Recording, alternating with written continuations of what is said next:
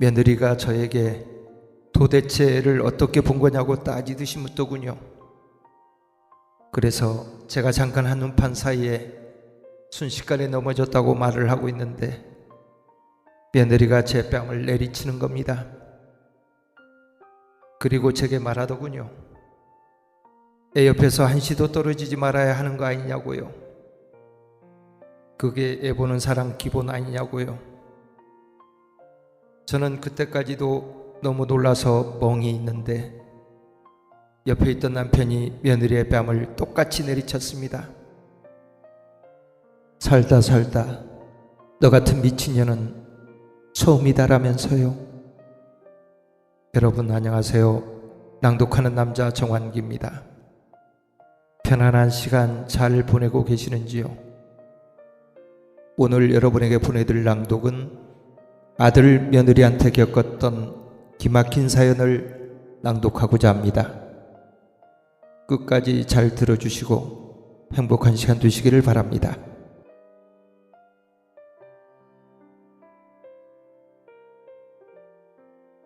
안녕하세요. 저는 60대 후반 할머니입니다.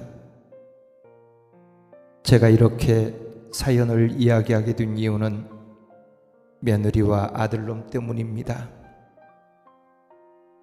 저희 부부는 결혼 후 아이가 생기지 않아서 몇 년 만에 어렵게 아들을 낳았습니다. 아이가 생기지 않다가 몇 년 만에 생긴 아들이라 정말 귀하게 키웠습니다. 금이야 오기야 땅에 내려놓으면 다칠까 그렇게 애지중지 키웠던 아들이었습니다. 지금 생각해보면 자식을 그렇게 키운 저희 부부 잘못도 크다고 생각합니다.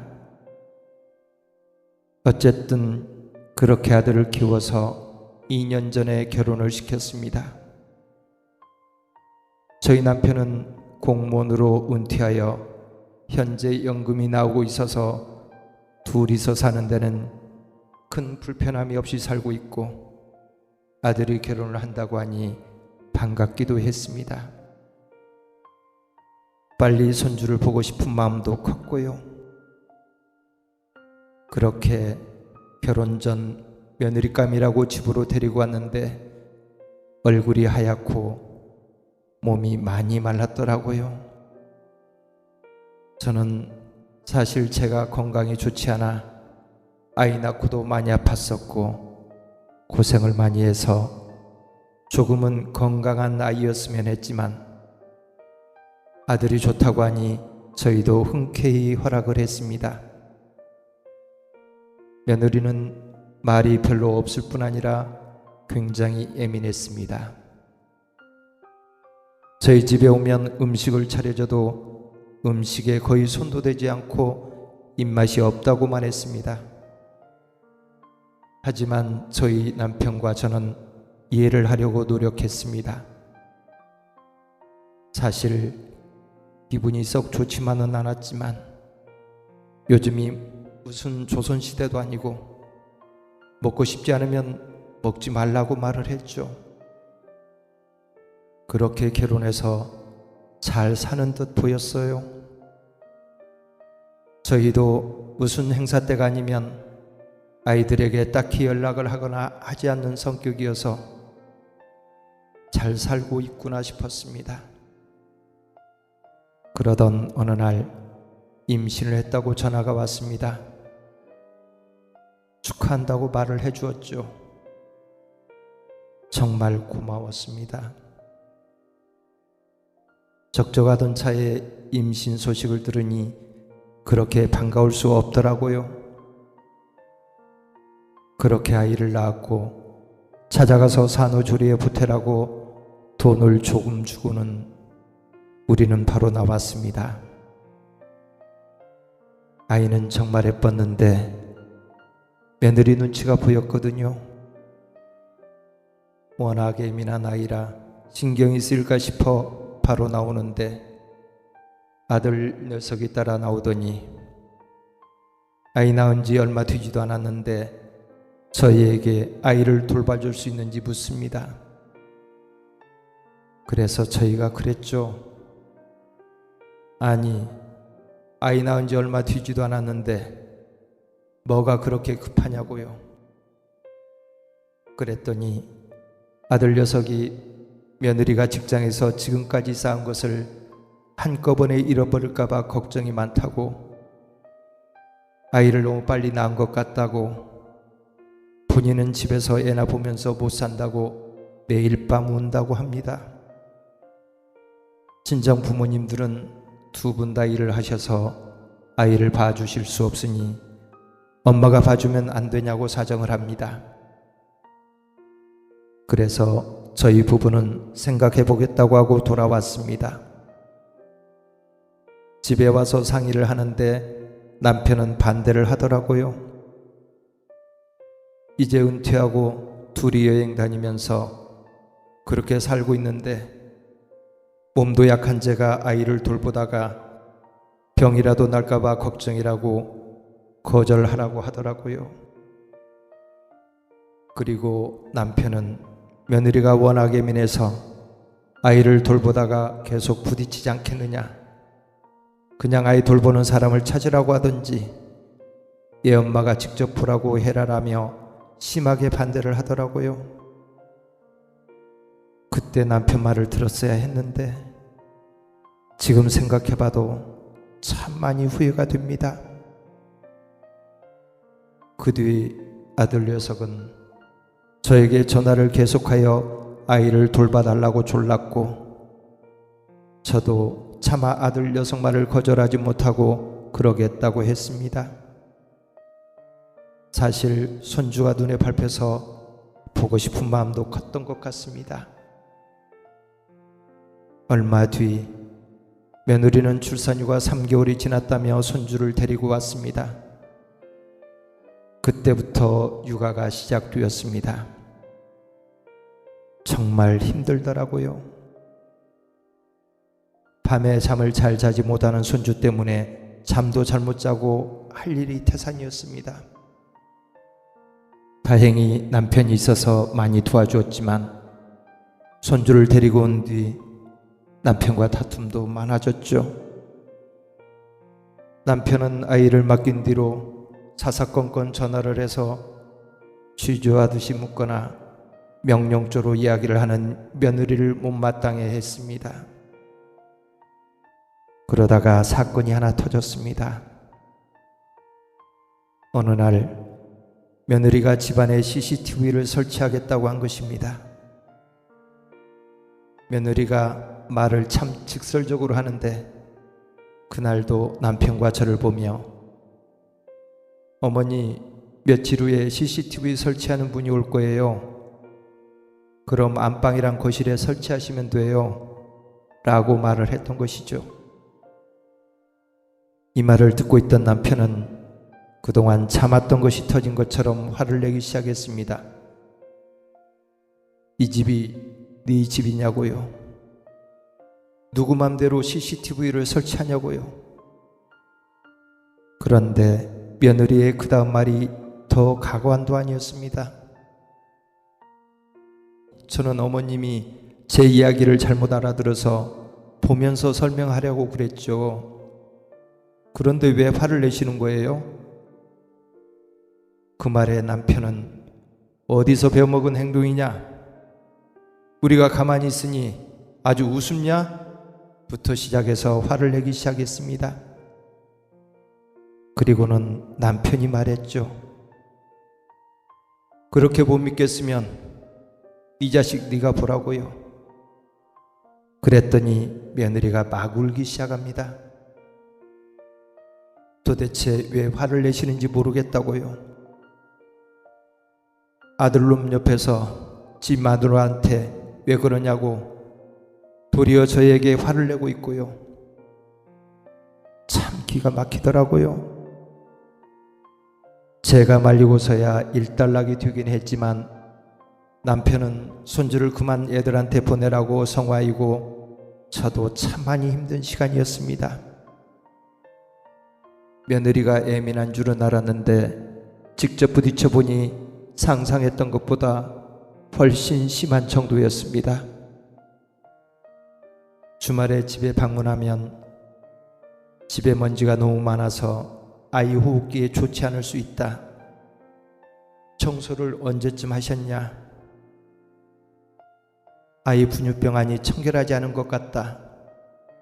환기는 제때 시키고 있는 것 맞느냐라며 무슨 검사관이 조사하듯이 말을 했습니다. 방바닥에 머리카락 하나 떨어져 있는 꼴을 보지 못하고 아이가 먹으면 어떡하냐고 제게 잔소리를 하더군요. 그때쯤 저도 인내심이 바닥을 보이고 있었던 시기라 며느리에게 말했습니다. 나는 청결하지도 못하고 부지런하지도 못해서 못 키우겠으니 네 자식 네가 데려가서 키우라고요. 그랬더니 며느리가 저보고 그럽니다.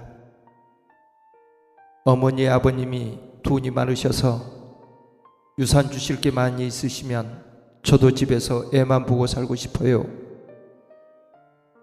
근데 어머님 아들이 능력이 안 되어서 제가 돈을 못 벌면 집은 언제 사고 애는 무슨 돈으로 키워요?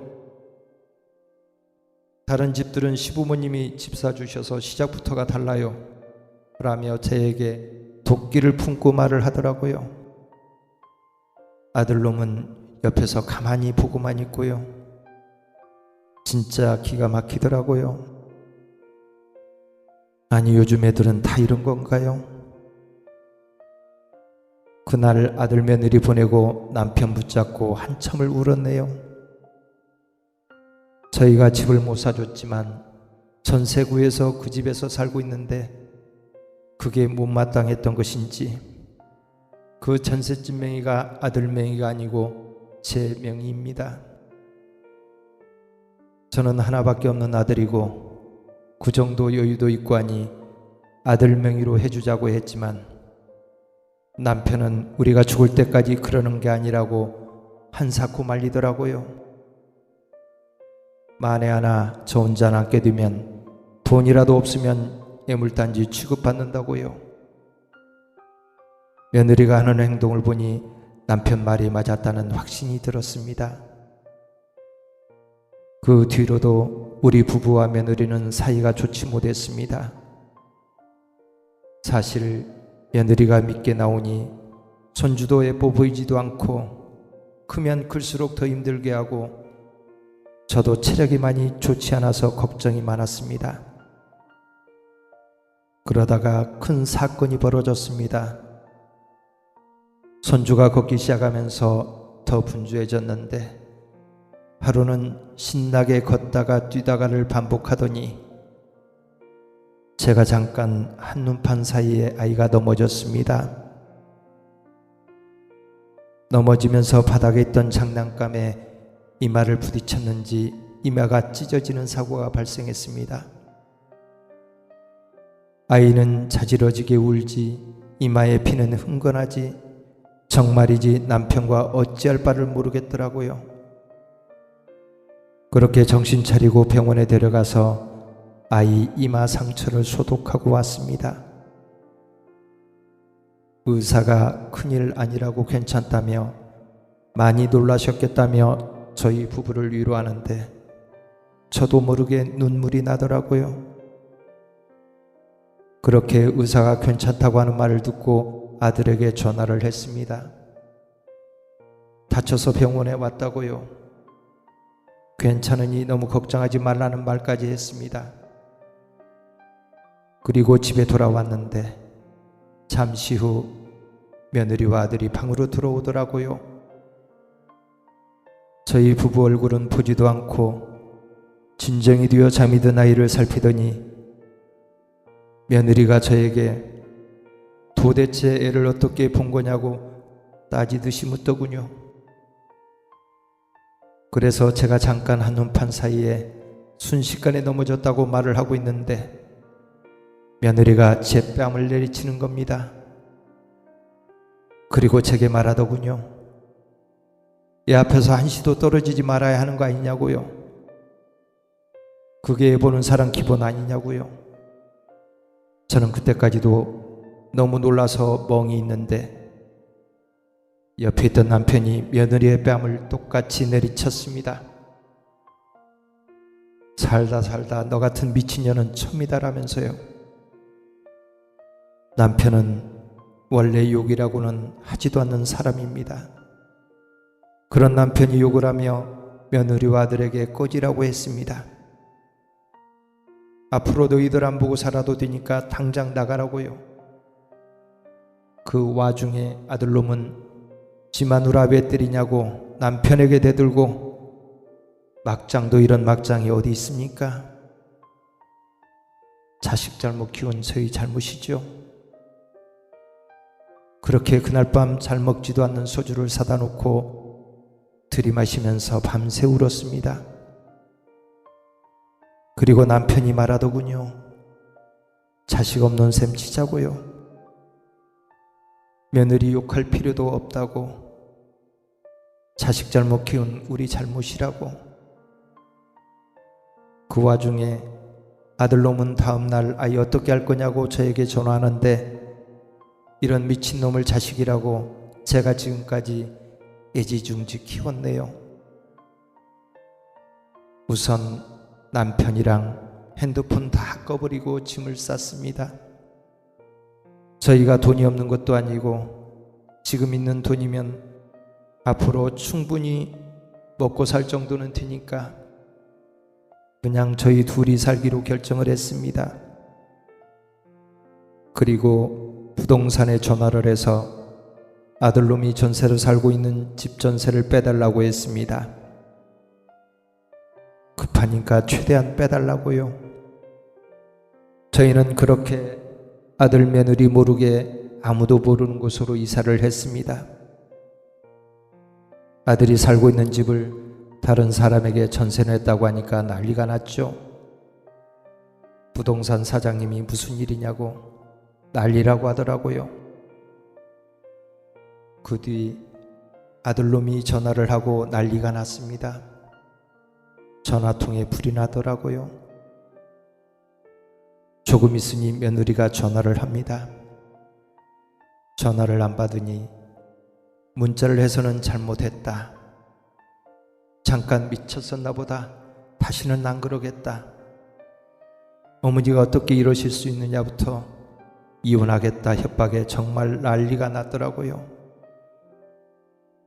조금 있으니 사돈까지 전화를 하고 아주 발에 불이 떨어졌겠죠. 그렇게 저희는 핸드폰 꺼놓고 며칠 후에 핸드폰 번호까지 싹 바꿔버렸습니다. 그리고 지금은 작은 캠핑카 하나 사서 둘이서 여행 다니면서 조용히 살고 있습니다.